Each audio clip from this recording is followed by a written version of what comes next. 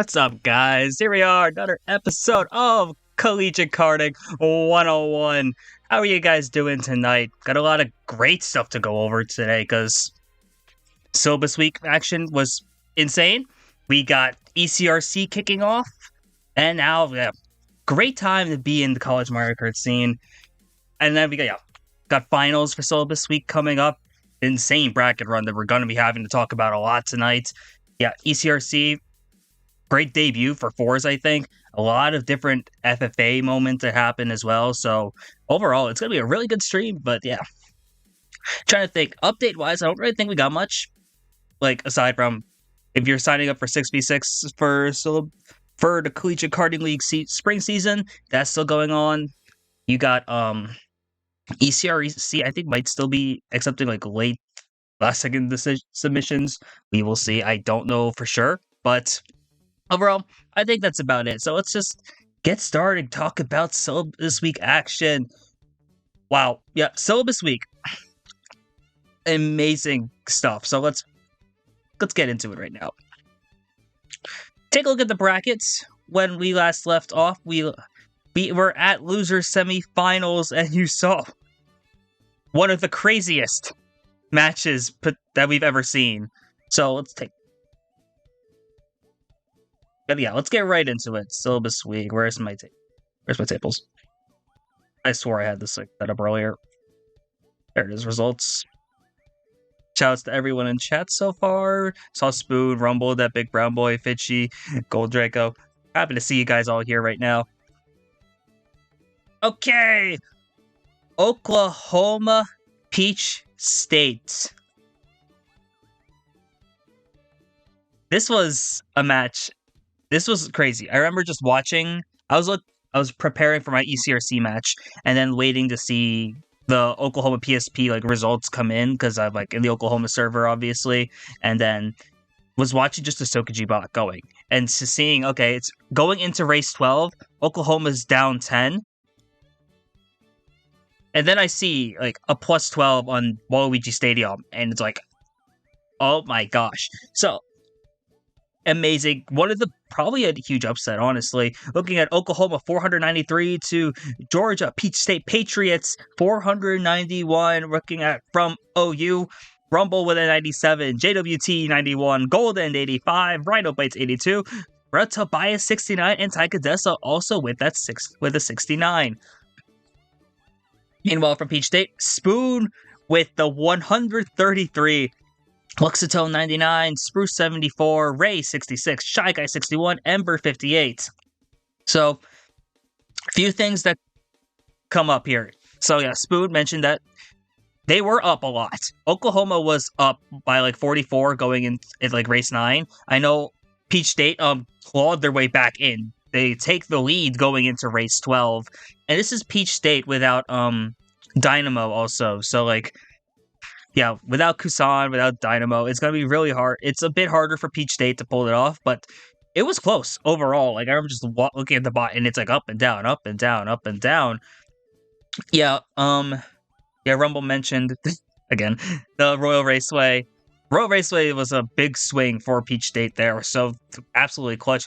Ember has less than 5 hours on the game. That's insane. Putting up a 58 in I don't know if this was their first match ever, but that's impressive. I remember putting people on in last second scrims and them dropping a 20, between 20 and 38. So 58 is very solid. Splat players, that makes sense. Yeah, there's a lot of decent Mario Kart players in the Splatoon community. I don't know if UCSD has gathered all the Splatoon players, but I'm pretty sure there's a couple of a good UCSD Splatoon players that play Mario Kart as well. Could be wrong, but maybe they don't need to know that yet. So, looking at this now, this is what you expected to see from Oklahoma. 3, 4, 5, 6, 8. So it's really close as well. So it's going to be actually insane there. Yep, sorry, got family in the background, but we'll make it work here. So Rumble with the 97, JWT with the 91. Golden 85, yeah, no one here is hitting 100. That's expected. They're also not dropping below 68. because like Oklahoma just controls the mid pack like a lot, and then that's really just exactly what they need here. And I saw Spoon say that they were washed in chat. Yeah, that's you can't call yourself washed after dropping a 133. That's just straight up impossible. Like, props to you, of course, not able to get the results you wanted, but drop that. You did as much as you could, honestly, considering that didn't have Dynamo to help back you up, and a lot of the lineup was just and had Ember, but 5 hours in the game, less than 5 hours in the game. Insane. But yeah, Rumble cracked. Yeah, Rumble was going to be the one, I guess, for Oklahoma to get that MVP there. I know they like kind of toss it around a bunch, so it's really hard to tell who's going to be MVP going in, going out. But I think for the most part, it's exactly what you expected to see from them. But yeah, this was a big upset, honestly. I remember thinking Peach State wins this normally, and I think Peach State with Dynamo probably wins this if this was the best of 3. But you can't discredit Oklahoma. Oklahoma got like 3 track picks, which it's really hard to play and keep it close against a team like Peach State without getting your tracks. And it really just came down to like if Oklahoma getting a track pick they really needed going into race 12 and then being able to clutch it out. We just let Spoon go on some tracks we couldn't be fast enough. I feel like, admittingly, that's kind of just the Oklahoma play. But if there's like a really good player on the other team, it's okay if they get first. If we get the mid spots, if we get 2, 3, 4, that's most likely a positive. Even if we get sandwich, the sandwich is only -4. You literally ran out of tracks to pick. That is horrible. Like, I was out here with BMC. I was gonna say, I saw BMC come up and I was like, there's no shot. I remember like thinking like, BMC, you don't see BMC come up very often. I'm gonna quick pull up the Sokaji again just to see what was picked, because I still have to finish up the VOD review on this match for Oklahoma. So I haven't been able to see that. And yeah, we'll get into that Rumble up when you go into the Michigan match, because dear Lord, the Oklahoma track luck lately has not been there. And I feel really bad, if I'm being honest, because like getting 3 out of 12, rough to say the least. Okay, where was it on? Okay, that's Michigan. I know they had a scrim against UCLA. I saw that. Okay.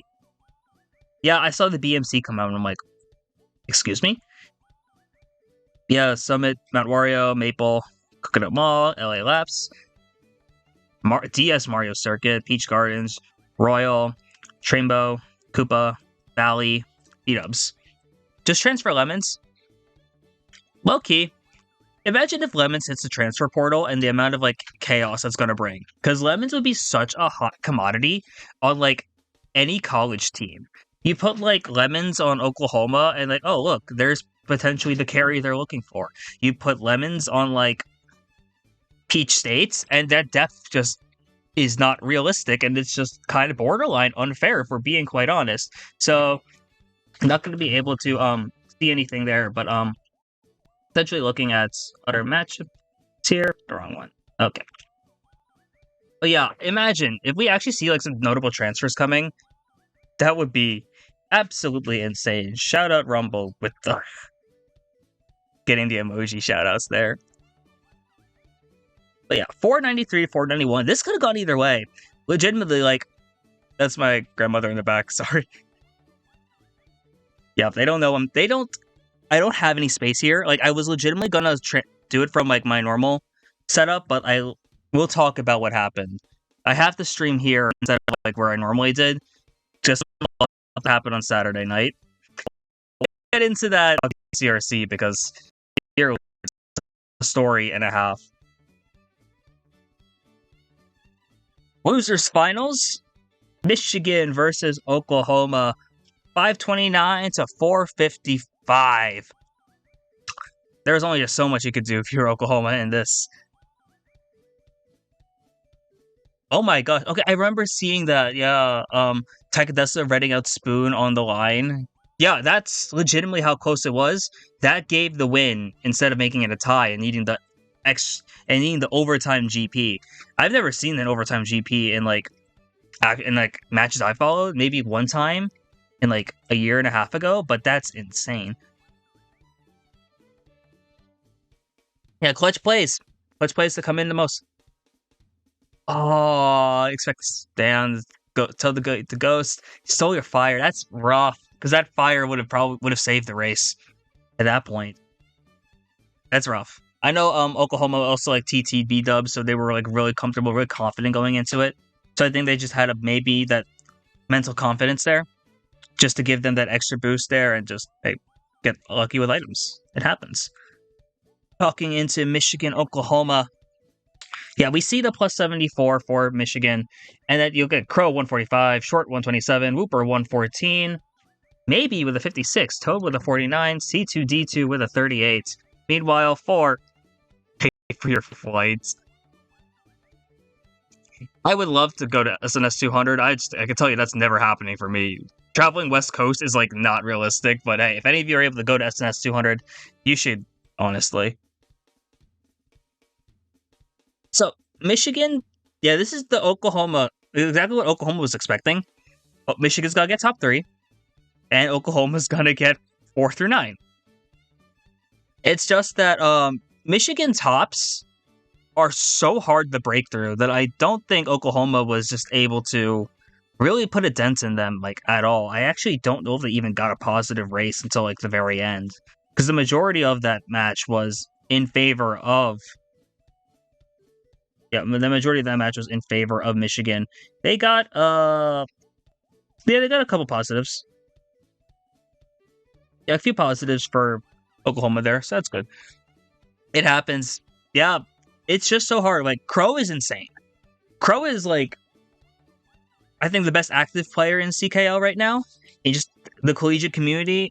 It's Crow and Technical, really. So, it's hard to break through that tops. And then you can have, like, I was gonna say, you never got first. I'm just looking at the Sokaji, and I'm like, 4-3, 5-3, 2-3, 4-2-2, 3-2-4. It's just so hard to break through when you have 3 amazing runners on Michigan. So, yeah, and even if you get out Crow, you have to worry about shorts. If you get Crow and short, you gotta worry about Whooper. Like, it's hard. It's a brutal thing, and like Michigan got the majority of track picks. I think, yeah, they got 9 out of 12 because Oklahoma got 6 tracks total between losers semis and losers finals, and that is brutal because if Michigan's just able to keep getting their runners, they just break away, and that's basically what happened here. You saw Crow was almost on like a perfect GP by the end of the 4th race. And then at that point, Short Whooper were able to just keep on helping the running supports. And I remember seeing, like, there was a top 4 on Daisy Circuit for Michigan. And once that happened, things started to get out of hand. There really wasn't any big significant races aside of that. And TikTok was rough. TikTok was good for Michigan. And then Cloud Top was good for Michigan. But things happen. Their running presence of Michigan is, like, really strong. And I think... And it makes it even scary because we'll talk about maybe Toad and C2D2 when we talk about ECRC later on, because these players I think are going to be very scary in like a month. When CKL rolls around for the spring, these players are probably going to be way better than we're expecting. I don't think we're expecting them to hit short level, but if these are reliable 4-5-6s to add on to Fexican, if Michigan gathers like their top LU, it happens. Michigan equals MCH. My God. We'll talk about why Moravian is MCH when we talk about ECRC. Just so we clear that misconception up.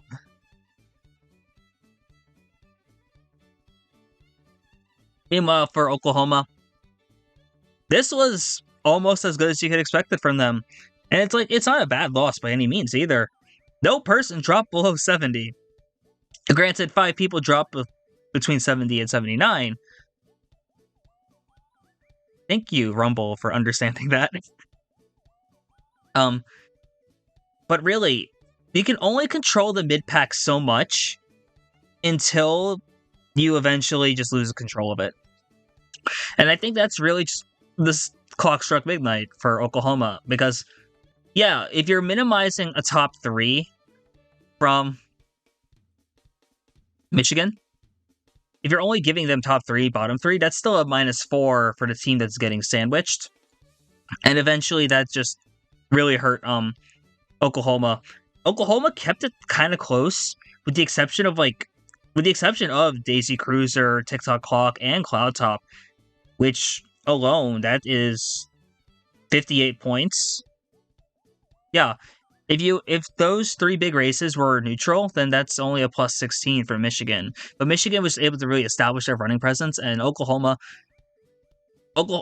is a great team, like coordination wise, and like being able to control the mids, but they just don't have the running presence that Michigan has. Michigan will either break away before Oklahoma can get up there, or when Oklahoma gets up there, they're gonna get hit out eventually. So, not really able to do much.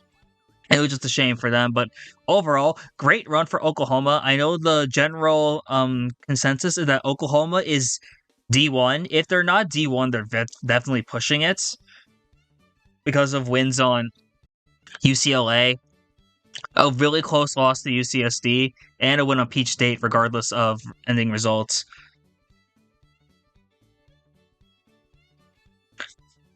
Yeah, all hard runners does not help for Oklahoma, but there's a good chance. Like I could see like Michigan probably outbags Oklahoma. So if need be, but Michigan never had to go into that point. And yeah, as Spoon mentioned, I also don't know how big each div will be. I haven't been checking like who's signing up and all that. But I could see, especially if it's 8 teams in Division 1 next season for CKL, I could see Oklahoma slipping into like the 7th, 6, 7, 8 seeds. Because it's like what? We'll have Michigan, have Kutztown back, have Peach States, UCSD, who's been quietly underrated at this point, which is crazy to think about. UCLA, then probably Oklahoma, Michigan State, and unless there's like, unless one of the new teams is pulling in like a crazy amount of players or crazy good players, I think Oklahoma has a good case to be Division 1 if it's 8 teams. If it's 6 teams, then they're like fringe, and it'll be really interesting to see like the arguments either way. But at the moment, I think Oklahoma is like the border of Division 1 at this point, probably the gatekeeping team. You beat Oklahoma, you're definitely Division 1, but Oklahoma beats, I think, every team below Division 1 handily at this point. But unless there's some roster changes that I am not aware of, I still have to watch teams like University of New Mexico, who's in Pacific League and having a rough start, but that's just how the college teams in there go. Have to see how Nebraska's changing, how Virginia Tech is going to hold up without ice, if they are even gathering for CKL. We'll have to see. That brings us in to Grand Finals coming up. Got the Triton Tricyclists out of UCSD against the Michigan Wolverines, University of Michigan. Remember, it is a run back from Winners Finals, where UCSD did beat Michigan with the 4, 5, 6, 7, 8, 9. And even though Michigan got top 3, it was really harsh. It wasn't enough because UCSD, their depth was just better. And they have the experience from players like Wowie, Super FX, Astra. A really solid lineup from UCSD was able to pull that off. I was going to say, I remember seeing the UNL scrim against Morgan plus Lemons. It's rough because I know Morgan State stock is just falling off a cliff right now, which is hard to see, but it's also, on the bright side, they're getting scrims. Yes, a lot of their scrim results are losses or wins with an ally, but we're hoping to see Morgan State come back up, and I think Morgan State is probably still going to be Division 2 at this rate, and I don't really see them falling into D3, unless a lot of teams in D2 are just... Unless there's a lot more teams in D2 than I'm thinking of now. Okay, so UCSD Michigan. UCSD has to win 1 war. If they win 1 war, it's over. Michigan does have to win 2 because they are coming from the loser's bracket. They have to reset the bracket and then win another one. It's hard to see. It's hard to tell now because, like, I know both these teams are scrimming like either kind of often, whether that be UCSD getting 6v6 experience or those are profile pictures. Yeah, shout outs to the new shot, the Spice praise. Shout out Spice Gang for the new profile picture. Yeah. So UCSD Michigan. This is hard to tell. I think the easiest way to think about it, whoever wins this match, the first one wins. So obviously, if UCSD wins the first one, it's over. But I think Michigan, if they win the first one, it might be enough to go on and win on and go on to grands. The hard thing is, it's really going to come down to like experience, I think, at this point, because like UCSD collectively has more experience than Michigan, especially playing together. But I think Michigan, if Michigan gets hot, that is probably the scariest thing UCSD can have. The last thing you want to do if you're UCSD is let the bottom three of Michigan get ready or get warm. So if like Toadmaster, C2D2 maybe, if they're all dropping 50, then it's like really scary for any team they play against. Because we know that Crow, Short, and Whooper, assuming they all play, will drop like over 100, will likely drop over 110, and it's going to be a very scary time for UCSD, regardless, but I could see it going either way. I kind of want to see UCSD pull it off. I won't lie. I want to see UCSD win this, because I feel like this entire tournament, UCSD has kind of gone under the radar. Because, yes, they have Wallabies, yes, they have super effects, but when Michigan jumped onto the scene, like there was a lot of hype surrounding them. UCSD looked kind of shaky against Oklahoma, but then they pulled off a win against Michigan. And then, like, yeah, I think UCSD, they get this win, they get the respect they deserve. Because really, I know I've been underrating UCSD since syllabus week coverage, but I think it's finally time for them to get that respect. I'm gonna think I can see UCSD winning this. As long as they either don't get blown out in the first match, or just win outright, I think they can win this. So I'm gonna go with UCSD winning. That probably won't change my opinion for who wins CKL, because I think in the spring season it's probably gonna be Michigan winning, because then they'll have Mexican also like in their 6v6 lineup, and then you'll have teams like Kutztown coming back. But right now, I'm gonna go with UCSD winning this. So we'll see. I forget when exactly their match is coming up, but UCSD I think is going to be slight favorite. I think them having some momentum, having some extra experience is going to be helpful there. And unless the Michigan players, the bottom three, have that glow up, I think it'll be a bit much, especially if they have to play two wars. Then you get into the fatigue factor and stuff like that. So for now, yeah, we'll go with UCSD. Okay, next one. Did I have ECRC stuff? Yeah, that's the bulk of CKL coverage, because there's not a lot to talk about right now. Oh, I'm gonna move my keys just in case.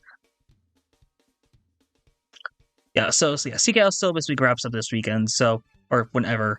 So that's it for CKL. Gotta go into some ECRC coverage. I don't know if anyone from ECRC is in chat, aside from like the spoons, the solutions, stuff like that. I have no idea what the score reporting is. I think it's on the bottom.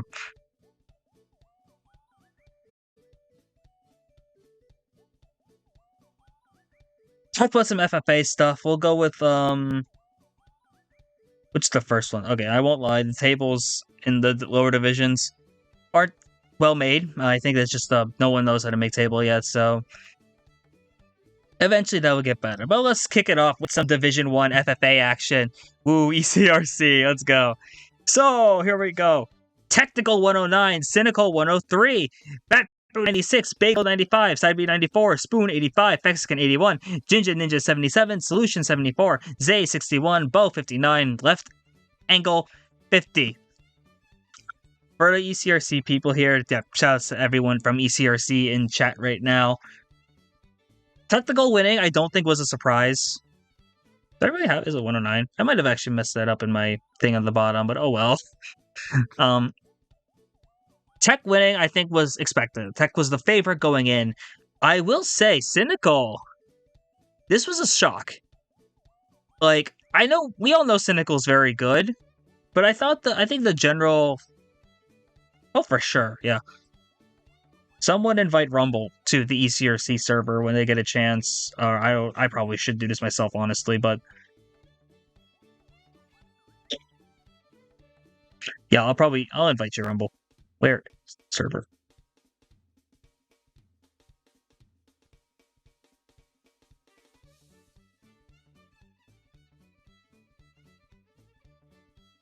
Okay, just sent the link to Rumble, so should get Rumble in there then. But yeah, we knew Tech was gonna win. I think the surprise was Cynical, because like we knew Cynical's very good. Cynical plays for contingency of a vet of the Mario Kart Wii community, but Cynical's focus isn't really on a deluxe. So I wasn't sure how good Cynical was gonna play, but really just came up out of nowhere. Maybe a few races happen, and then Cynical potentially wins this. And it's looking real good. So like in ECRC, top half makes playoffs after what? I should know this off the top of my head. After X amount of weeks. I know it's a long season.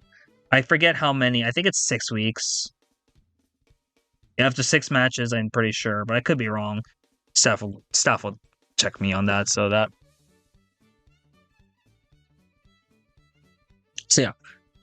Tech Cynical, Batboo 96. Batboo getting third is not a surprise, but but Bagel and Side B. I know there was some hype for both of these players going in, but I think this really shows that the hype was real, because Bagel 1 point away from third. And Side B, a couple points away from third. And yeah, Zay mentioning the low div players sadly chilling at the bottom. It's rough. I know Angle had a heart-to-heart with Angle afterwards, because Angle had it real rough. I remember talking to him, it's been like sad. But like, yeah, this is a rough lobby. Like, you got players like Technical up here, then you got players like Zay, Bo, Solution, Angle, who are all really good in their own rights. But to have them compete against like Tech, Cynical, Batboo, and newer players like Bagel, Side V, it's rough. You can't sugarcoat it either way. Like, granted, long season. The fight for like the bottom half, the top half, like the 6th spot, is gotta be really close. Because I could see like Fexican potentially sneaking up over Spoon. Maybe Jinja goes up. Solution does. To 50 in this lobby? Insane, honestly. Yep. Zay saying they're not ready yet. I have hope. I believe. Anything's possible here. It's only the first week. Yeah, you have a rough start regardless, but you never know. You never know. Like, playoffs, if you only look at it from like how your distance to 85, it's closer than you think. Yes, obviously, this is really scary and really hard to get the breakthrough, but one good race changes everything. So, you never know. Might dodge a shock, might get a couple lucky shock dodges, maybe a couple people die on the line. In FFA, it's like, it's volatile as heck. So, like, even up here, when there's players who are much better at the game than, like, really the rest of the community, of the collegiate community, bad luck happens. All you need is a couple of good races, and then, hey, your results can change. But right now, it's what we expected to be. We expect to see Tech, we expect to see Cynical, Batboo, Bagel Side B having that great stuff. What am I doing, intro? This is why I'm not canned up for 9 EST, or maybe I might be canning for 10 EST. I will be talking about, I will try to play with OF later today. Just had to do a couple things. We'll get into the story time later, maybe. But yeah, Spoon, 85. I know Spoon says they're not as strong in FFA, but Spoon has a good result, I think, so far. And Spoon is still technically in playoff spots, so hope to see them hold here. But really, I'd love to see anyone here just have a good result. So best luck to everyone here going into the next week.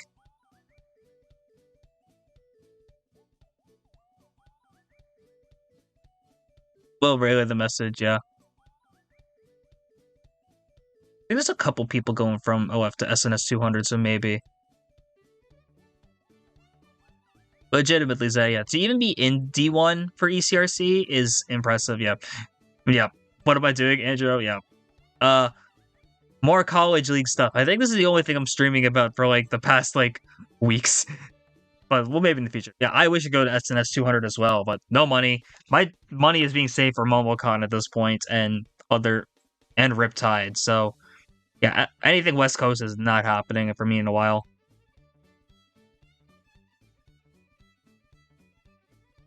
Also, by the way, for those in ECRC, be aware that this last more than 1 week. I think Cynical did not realize this was like more than 1 week. So if we see Cynical drop in the future, that might happen.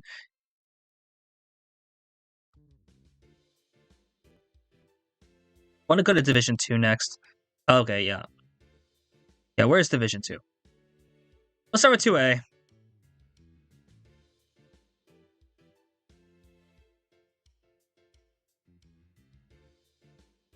We don't have time to do SNS. That's a rip.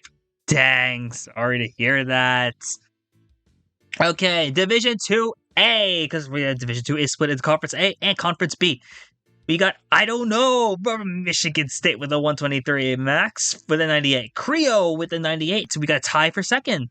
Goji with an 84, Obsidia 79, Asmund 76, Wombo 74, JK 864, MC 50, Sandvert 47, Sam's 35. It is a rough day to be on ECRC staff and have SA in your name. So anything's possible here.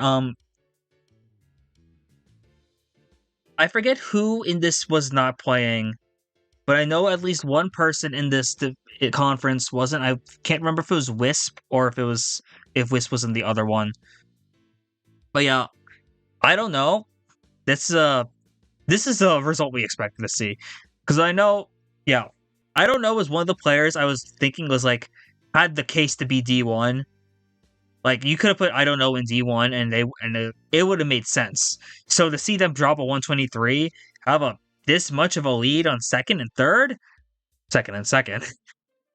Not a surprise. I think I don't know is one of the favorites in Division 2, like straight up. Max and Creo. Creo, I know there's not a lot of data on outside of like what we saw in the All-Star game for CKL. Was it Franken? Might have been. I have to like check the rosters real quick. ECRC has standings, so which is nice right now. So I'm just gonna quick check that right now. Oh, that's why I had it like that.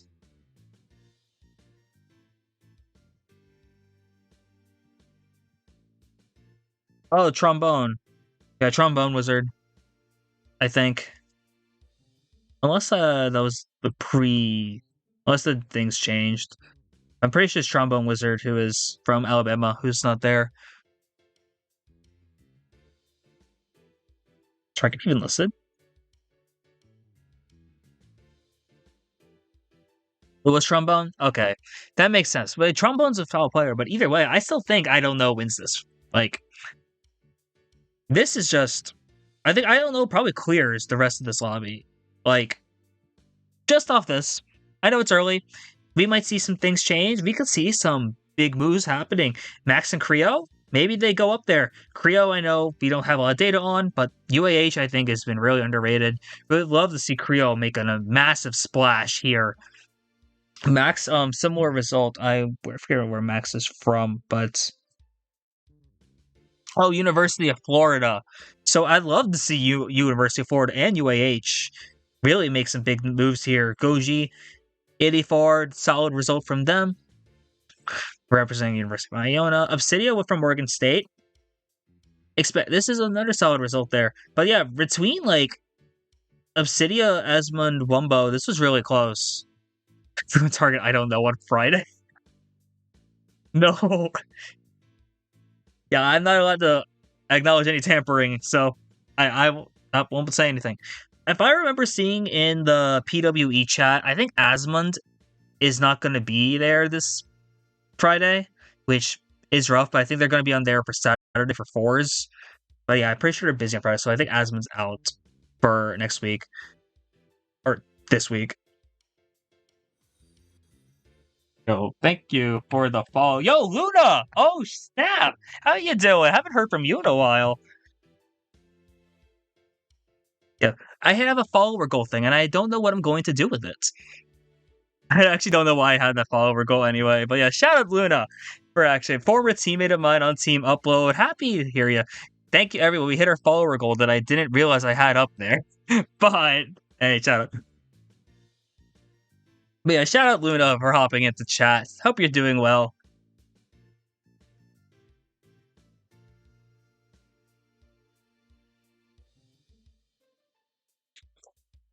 Okay, now let's get back into that. That's good to hear, Luna.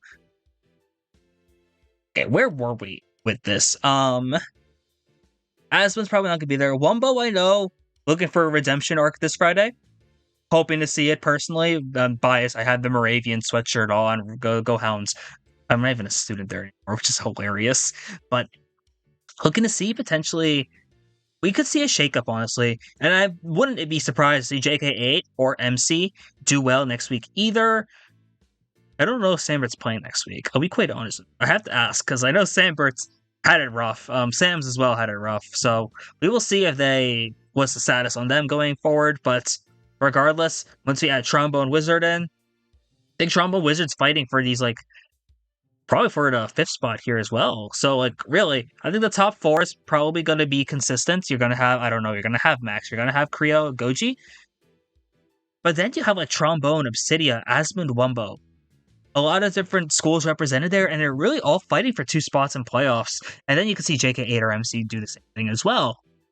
So, really, it's early, yeah. And you might see some crazy shakeups, and it's gonna really be fun to see in the next few weeks who gets the momentum, who starts to get those points up, as well as we push for playoffs in like April. Division 2B. Oh, they played with a bot. Okay, they played with 2 bots. Yeah, if I remember right, this was Wisp and Zim from was I Towson? Towson? Um Oh, Sasa first on Music Park by hitting the wall on the tambourine. Oh, I understand that. Sometimes, yeah, that happens sometimes, and it's rough to hear, rough to see that. You got it next time, though. Music Park TT win. Wouldn't be surprised to we'll add that to the Moravian list of TTs.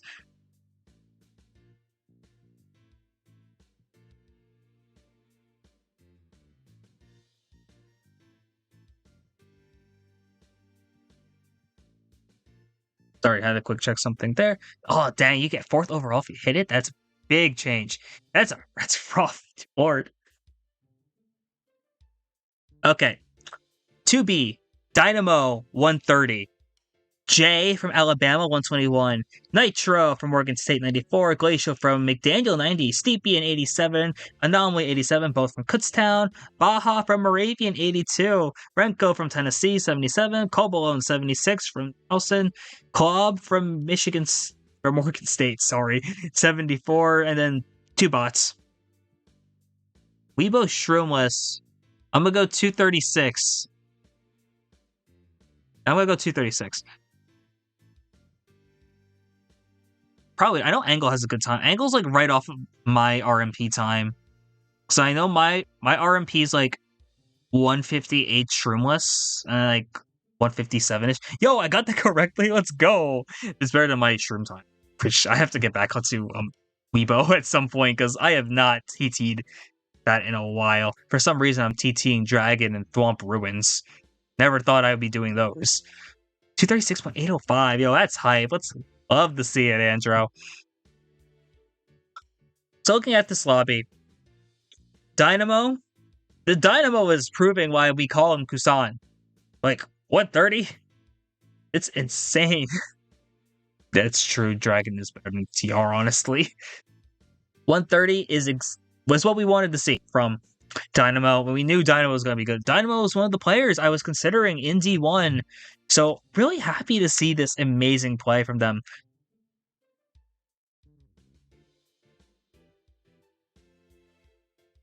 We're only spoiling it if we don't see them. Then the thing is, like, I actually don't think I'm going to play either of them in 4s because we'll talk about it, but Georgia brought out TR, so I can't bring it out. And I'm probably not going to bring out Dragon because I'm pretty sure teams also play Dragon, and depending on like who we have in our lineup, I don't want to mess up on Dragon and have no one be confident on it. So I'm probably not going to bring those out anymore. Jay, 121. I know Jay's hasn't always had the most consistency when it comes to playing or being available, but when Jay is there, Jay is amazing. So with that 121, that's exactly what we wanted to see. Nitro with the 94 as well, like really going into potentially being that second option that Morgan State's been looking for a while now. Glacial representing McDaniel well, which we're happy to see because there's Thompo. It's true. We do have Thompo. I know McDaniel's stock has also been lowered since the super team split because they did lose Top Floor Boss, they did lose Shamchez. But Glacial's holding their own. And I'm excited to see what Glacial does in the future, honestly. Steepian Anomaly. I know Zay was hyping up Steepian, and I can see why. Like, Steepian's insane. Anomaly's also gotten really good really fast as well. And then Baja's like really close to playoffs. So I'm like, this is close. Wisp is going to come in, and Wisp is going to be like, make things even more complicated. Because I think really, Dynamo J, if they're there every week, and Wisp are going to be like the tops, I'm pretty sure. Nitro's going to be right there. But Glacial, Steepian, Anomaly, Baja, Renko, this is close. Like this, from here on down, like it's a 16-point difference here, and that looks rough. But this, on a week-in, week-out basis, I think this could change up a lot. And like if someone misses a week, that really changes things. And I would love to see, I'm biased, I would love to see Baja in playoffs personally, because I know Baja really is hoping to do well in the FFA, because they kind of don't get as much of the spotlight on Moravian now that Angle is like broken out and I'm back on the 4s, playing 4s. So we'll talk about that eventually. But going forward here, Dynamo's looking good. Dynamo, I think, is still the favorite in 2B. And going in, I'm really excited to see this playoff race unfold. And starting in this week. D3 is up here. And this is where you start to see Michigan really look good.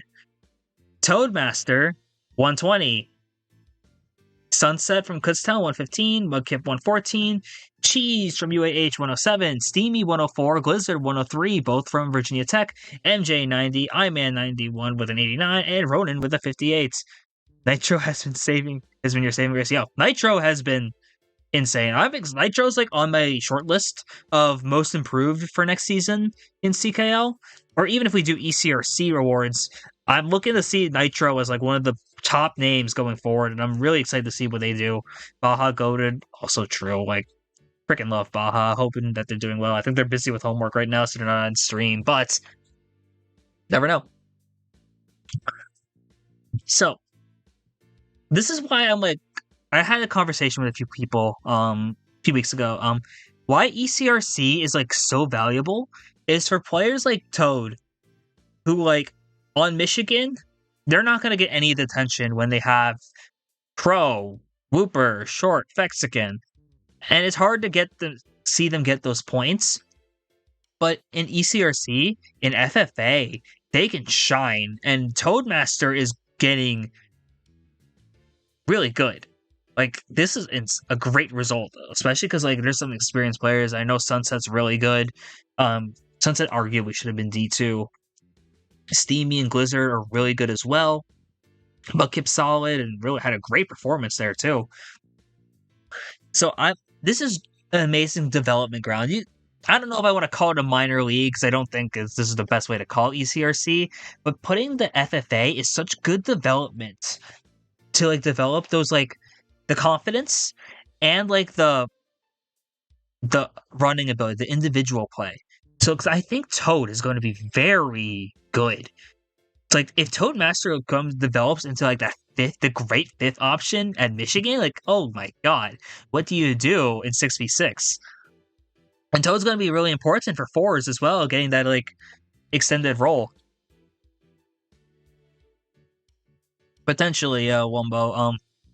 I had to talk. I was talking with Spoon about what we both think are the best college format is. We'll talk about that eventually, but I think FFA for college are really good, especially because it gets a lot of different schools in, which we'll talk about. But I'm excited to see how this unfolds. I think I forget how many people are in D3. I think it's a full lobby. Could be wrong. Pretty sure it's full. Yeah, we just missed the Alabama players. That's a shame. Oh dear lord, Bradshaw, Rizzy, and Thermal are all not there, and those are all good players. So this could be really fun. Assuming we have a full lobby next week, D3 is gonna be a fun one to watch, and I think Toad's still my pick. I think Toad's gonna be my pick going forward here. Whether it's Pennsylvania bias, I would love to see Sunset win as well. Or I'd even like to see like Bradshaw, because I know Alabama's hella underrated win this. So we'll know more by the end of week 2 once we see the Alabama players play, and hopefully we have a full lobby for that. But expect to see some great things coming out of this division in the future. D4 is up here, and this is exactly what I meant as well. C2D2. We don't typically see C2D2 and like a very strong light because of being surrounded by so many hard carries on Michigan. But if you put C2D2 in an FFA setting, this reveals so much potential. Consider that Knight is getting really good from Tennessee, Hyper Evil Man, strong player from Virginia Tech. You have Lexi, like I'm so sorry if I'm botching this name because now G-Forcer and Senpai NH from McDaniel and Maryland respectively. I think this is going to be, you see a lot of great things. Like, we'll talk about that next, Jay. Jose. C2D2 is on a mission. And Michigan as a whole, Michigan's going to look to do amazing things this spring in CKL 6v6, in 4s for ECRC, and in FFA. We could be seeing Michigan winning multiple championships, which is going to be interesting. But I don't know if they're going to be able to do it because Bobby J 10K. Yeah, we went through the whole rant, the whole spiel, the whole inspirational, motivational speech last week. But Bobby J 10K with a 107 in their first ever, like, I think this is their first ever official match. That's impressive, honestly. The 10K VR really showing up, showing out. Only going to be getting better from here, and I wouldn't be surprised to see Bobby J making it into the.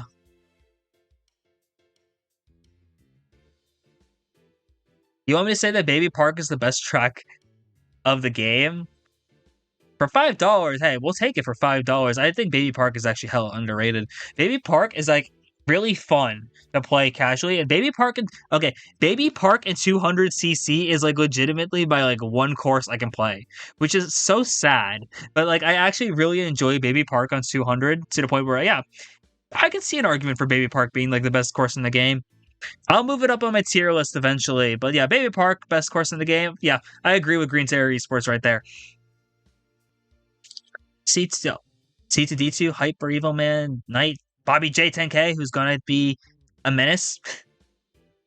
I think this is going to be fun. D4 we don't really see a lot from, and I would love to get a prime time on D4 FFA because there are some names down here that like we don't get to see a lot from, and I think it's going to be really fun to see them.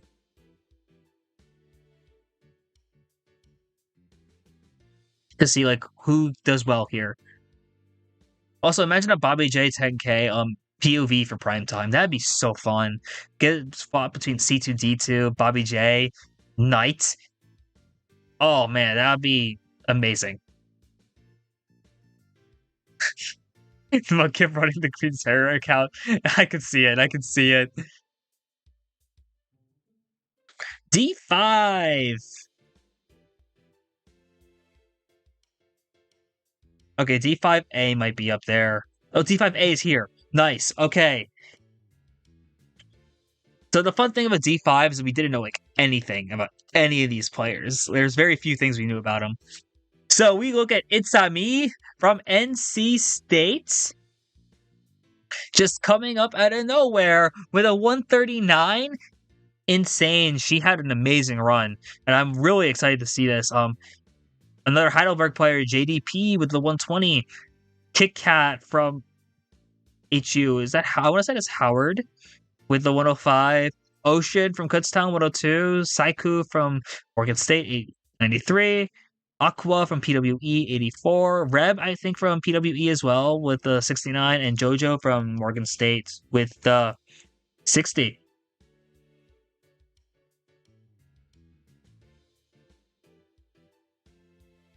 Yeah, we don't. This is another one. I would love to see Primetime for a D5 because we don't know anything about these players, but it'd be so cool to see like Itsami playing, to see Ocean playing, Kit Kat, JDP, Saiku. Any of these players would be so fun to watch. So I really hope if they ever have like a stream for their match, let me know because I want to see these things happening like in the moment. And like going forward here, when it comes to like picking out the who's even the favorite here, it's a bit early to call because like I don't know. I think maybe a couple people were missing here as well, which sucks to see, but it happens. But if we get to see It's On Me play, JDP, Kit Kat, these players I think are Ocean Eve also. These 4 players are really good. I think they're gonna be like in the running for playoffs, maybe even for contending for a championship in a couple months. It'll be interesting to see. But when we get to that point, I think it'll be real fun to watch. Okay, now this next table is gonna be a bit of a hard one to go through, but Jay Hammy from Heidelberg with 151, then Super Fresh Boy 69, I think it is, with the 140. Okay, Krungus. Oh, is this Kringus McCringleberry from PWE 112 getting third? Who's fourth? Who got fourth? Abby with the 105. Okay, I was gonna say, I don't know if this was like, okay, we're just gonna use this. Thank you. Yeah. Yeah, that's much easier. I wasn't sure if there's any DCs. I'm hoping there's no DCs here, otherwise I'm gonna feel so bad if I mess this up. But yeah, I forget, I'm gonna mess up everyone's school at this point. I feel very bad. Sophie with the 99. CZ with the 88. Powell with the 29 then as well. So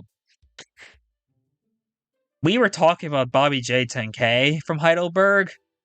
Jay Hammy with the 151, excuse me? Super Fresh Boy with the 140 on Baby Mario?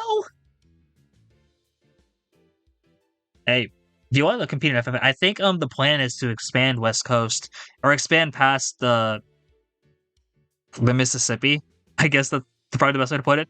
Expand west of the Mississippi River in the future. So maybe we'll see more FFAs for like players from like Oklahoma, because I think that'd be really fun to see Oklahoma players like not have to play in a team setting, seeing them go into FFA. That'd be really fun to see them potentially there. Next fall, maybe 2024 is looking really good for College MK. Let's leave it at that. I guess the biggest matchup going forward is going to be Jay Hammy and Super Fresh Boy. Super Fresh Boy with a 140 on Baby Mario. I don't know if they play Baby Mario all 12 races, but dear Lord, imagine if they did.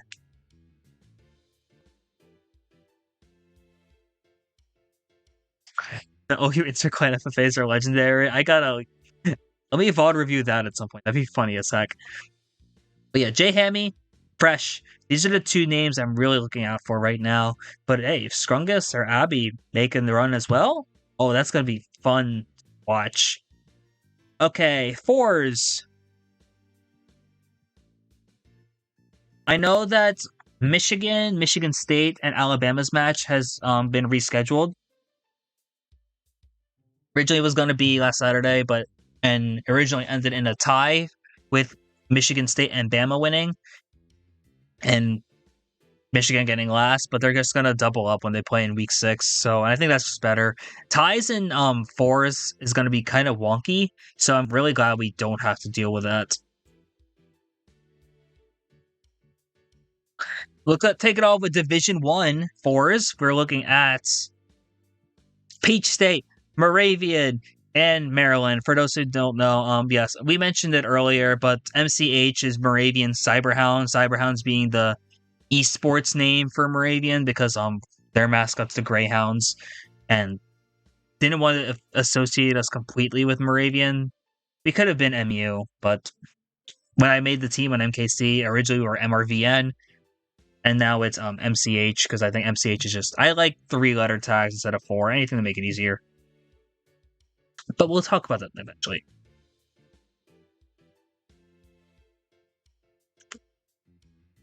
Okay, Peach State 362, Moravian 331, Maryland 291. This is the debut for Maryland as a team, so this is really exciting too. It's also the first time I get to talk about myself in a recap, which feels really weird, if I'm being honest, and I don't know how to feel about it. But we'll get to that. From Peach State, Spoon with the 115, Luxatone with a 90, Shy Guy 83, Ray with the 74. From Moravian, Angle 113, myself with the 109, Baja 61, Knox with the 48. Then from Maryland, Shamchez with the 92, Luffy with a 74, Beige 68, Asa with a 57. I know for Maryland, this is a lot of debuts for like a few of their players, especially in a team setting. So this is a pretty good result, I think, for them, all things considered. For a while, there was actually, I think up until like the second half, Maryland and Moravian were really close. And then like Moravian got a string of top 2s in like the last few races.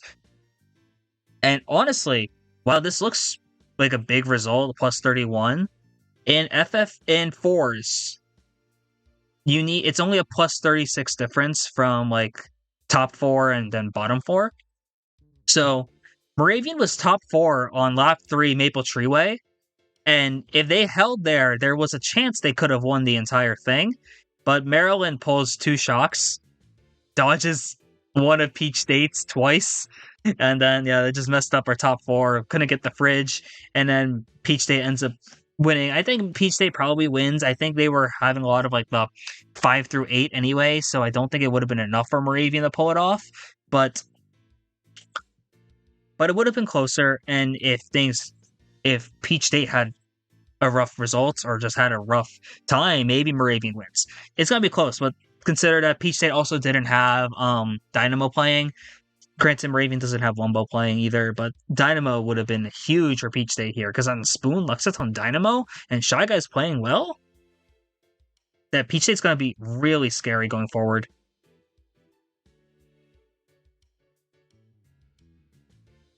Okay, I have to end stream in like 45 minutes then, because I'm going to be canning up for a war, so I have to actually like make things quick here. So, I'll go into story time another day, probably, because I will say, we'll go into Moravian next, the 113, the 109. I remember watching Spoon's POV, like reviewing it afterwards, and you could hear the members from Georgia thinking that the Moravian potentially just won outright because 113, 109, but Baja and Nox just had a really rough time in the back. Nox especially has been having it really rough lately, and I feel really bad. And like, I know a lot of the Moravian players aren't in right now, but if you go to the whole divorce lore that's apparently been talked about for a while, I would love to get a capture card and stream, but money at this point. Yeah, if you go to the whole divorce lore between myself and Nox, if you look at Nox's results, pre-divorce, post-divorce, she's been slumping really hard ever since the fake divorce happened. So at this point, whoa, my god, we already got 6 for next hour. Dang. There you go, Ebby's playing? Best player in the world's playing with us? Okay, yeah, I gotta actually, that'll be fun then. Okay, so yeah, obviously, I'm waiting for like Baja or Angle to be like, best player, Ebby, yeah. Of course, she always busting us, yeah. I'm gonna wait for Baja or Angle to be like, yo, Spicy and Nox, I need you to pretend to be fake married again so Nox plays better. Gonna like ask Nox, hey, want to do something on Monday just so we can pretend we're dating again? Just so we can pretend your results will go up. That's obviously how this works. Totally not because she's out of practice. And then for Maryland, Shamchaz 92. Shamchaz is honestly really underrated, and I'm really happy to see them do well. Luffy, I know, had a lot of hype going in, and for their first ever team match, I think a 74 is really solid. And in Beige and Asa, first time I think they ever played in a team setting, so really excited for how they do going forward. Going on to Division 2. Okay, there were 2 matches in Division 2.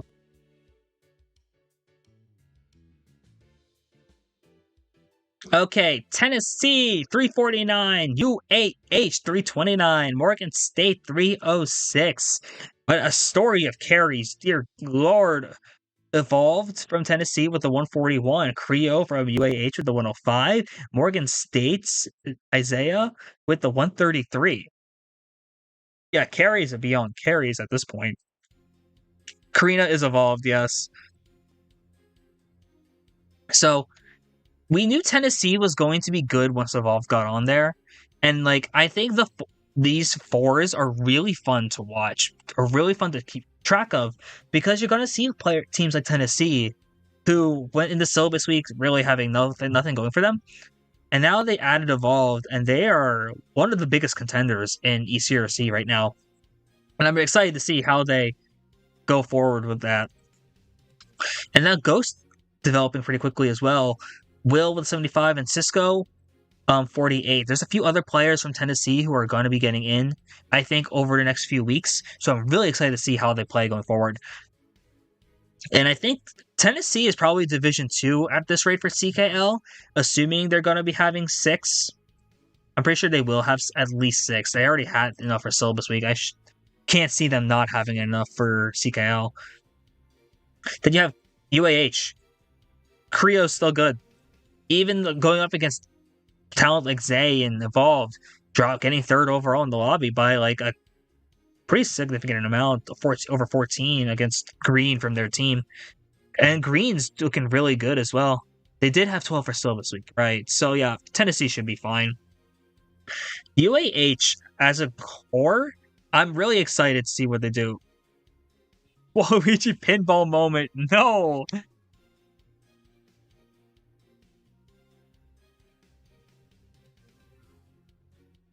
I have a love-hate relationship with pinball. Sometimes when I do well, I like it, but like I could see what you mean, Zay. But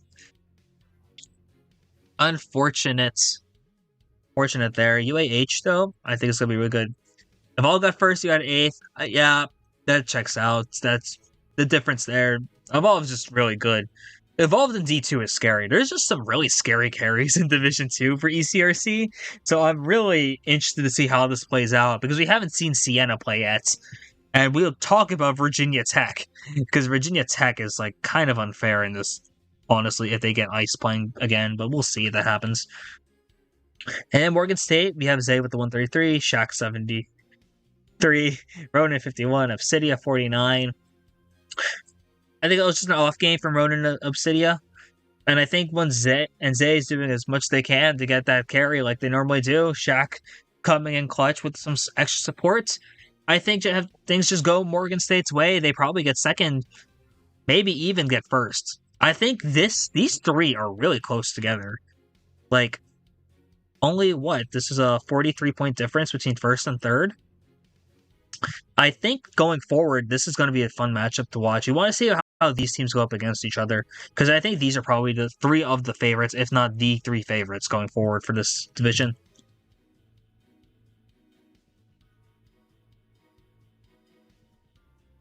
And then the last match we're going to cover for tonight, Virginia Tech 386. Holy God. McDaniel 317, and then Penn West Edinburgh 266. So for Penn West Edinburgh, this is their first time in a team setting, like period. So, and Asmund has experience in ECRC FFA, from last semester, but hasn't had the team experience yet. So they're a work in progress, pretty much, or a project. So to see them here is not a surprise at all, to be honest. I'll be interested to see how they go up against NC State, though. I think that'll be pretty fun. McDaniel, Glacial with the 99, Sandberg 78, Mudkip also 78, and E 62. Andy, that's a great way to put it. I just realized that. Glacial's playing very well. Glacial is becoming like the McDaniel carry, it looks like. And honestly, if Glacial's the future of this program, I'm really excited to see what that leads from McDaniel. I want to see Glacial potentially in the running for like first or second team for ECRC fours. I don't know how we're doing awards for this, but I'm really excited to see this. And I know Sandberg plays better typically in a team setting, so not surprised to see Sandberg with a 78. And Mudkip also with a 78. Andy with a 62. This is a solid run. It's just you can't compete against Virginia Tech because what the heck happened here? We knew Cynical was going to drop out something crazy like a 132 like they did just now. But Steamy? 122? Is Steamy the new ice? If Steamy is their new ice, then this division is horrifying. Let's go. 2 wars minimum. We love to see it. Oh, we actually get the chain later. That's going to be fun. Hyper, Evil Man 67, Blizzard 65. Virginia Tech is looking very scary overall. And I'm like excited to see how they go because I have to like check the schedule for fours because Virginia Tech's looking really good.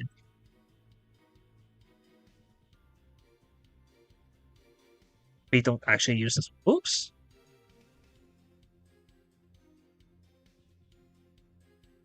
Okay, for fours. McDaniel, Tennessee, Siena. Siena's going to be fun to watch because Jinja Ninja plays for the first time in a team setting in ECRC, and that means, yeah, Jinja Ninja from Buzz. So, really excited to see how Siena does. NC State also debuts after we see some good results from them, and they play against Penn West Edinburgh. So, UAH and Virginia Tech have a bye. Unfortunate that we don't get to see them play, but they're two of the best teams here. This is really good to see teams like Siena, NC State, Edinburgh. How are they going to stack up? I think Tennessee probably wins this unless Siena ends up being like a better version of Tennessee. And then Morgan State wins because they just have the most experience out of both these teams combined. And I don't think NC State nor Edinburgh can stack up to Zay, for being completely honest with you.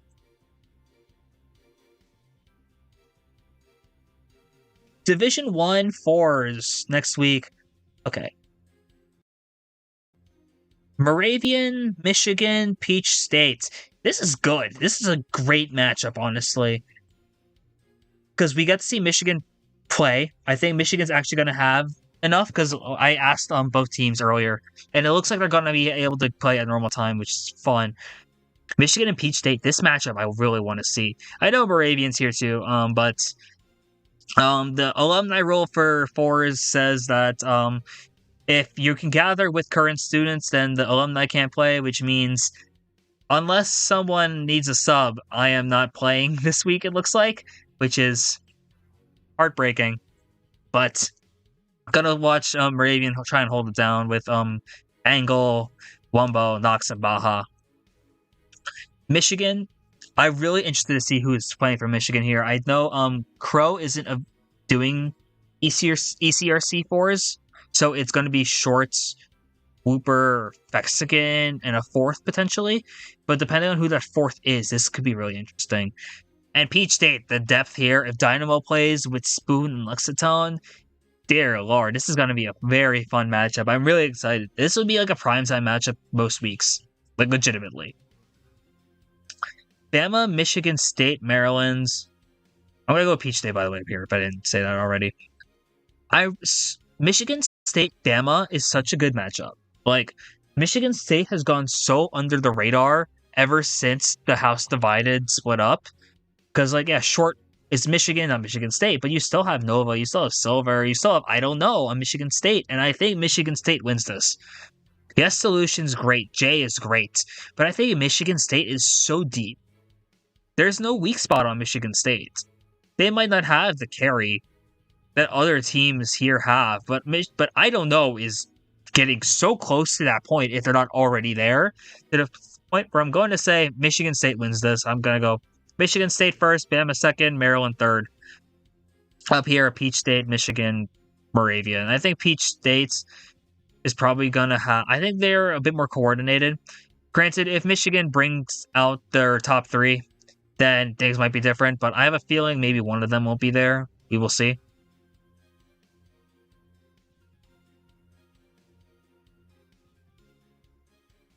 Okay, let me quick check. I think that's the gist of the matches I had.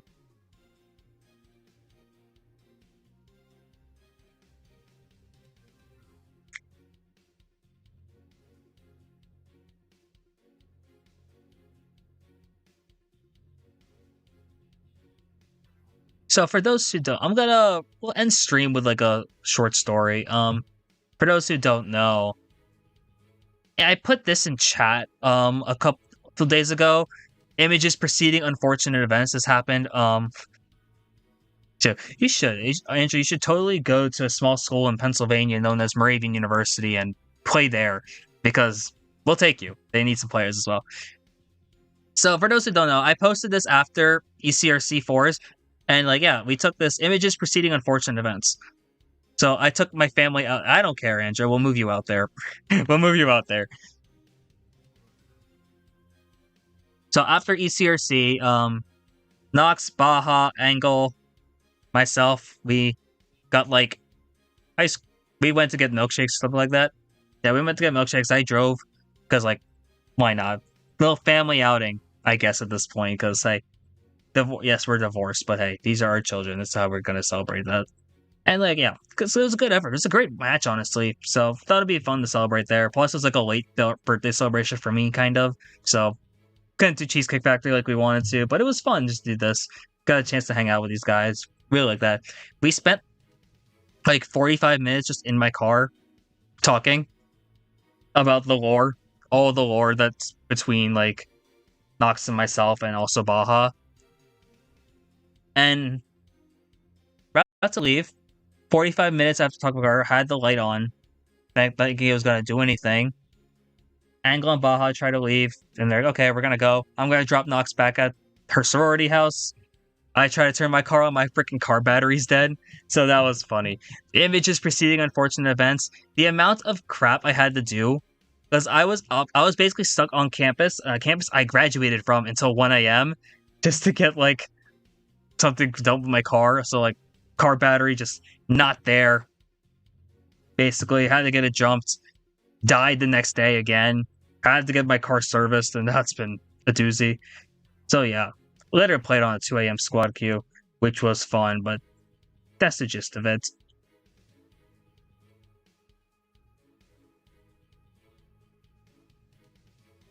But yeah, I'll go into that story again probably another time, but I think that's probably going to be it for today. Gonna give a quick raid. Gotta rep, actually. I'm not going to do an MK raid, but I think that is going to be it for here tonight. But yeah, thank you guys for watching some more CK 101. Gonna be back next week again. We're gonna recap the ending of syllabus week. We're gonna recap some more 4s and all that. But for now, I think that's gonna be it. I gotta start warming up for my war coming up in the next hour. I think I might have to find as well. But thank you guys for watching and tuning in. We're gonna do a quick raid. Yeah, raiding Moravian. They're streaming Mario Kart, not Mario Kart, Rocket League, other car game. My bad, but they gotta give them an actual raid. But yeah, thank you guys for watching. I'll see you guys next week for some more CK 101. Have a good night, guys.